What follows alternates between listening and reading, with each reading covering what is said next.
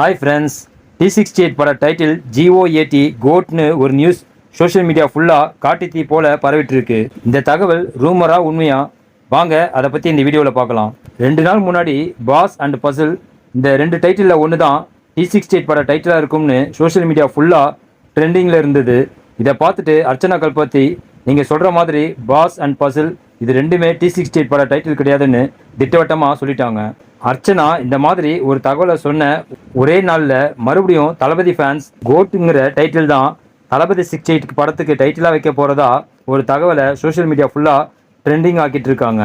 கோட்னு title போட்டு fanmade போஸ்டர்ஸையும் ready பண்ணி அதையும் வைரல் ஆக்கிட்டு இருக்காங்க. GOAT கோட் டைட்டிலோட full form greatest of all time, எப்பொழுதும் சிறந்தவன். இதுதான் கோட் டைட்டிலோட அர்த்தம். தளபதி 68 படத்துக்கு கோட்டுங்கிற பெரிய டைட்டிலாக வைக்கிறதுக்கு சான்சஸ் அதிகம்னு ஒரு நியூஸ் வந்திருக்கு. கோட்டுங்கிற டைட்டில் நேம் ரூமராக கூட இருக்கலாம்.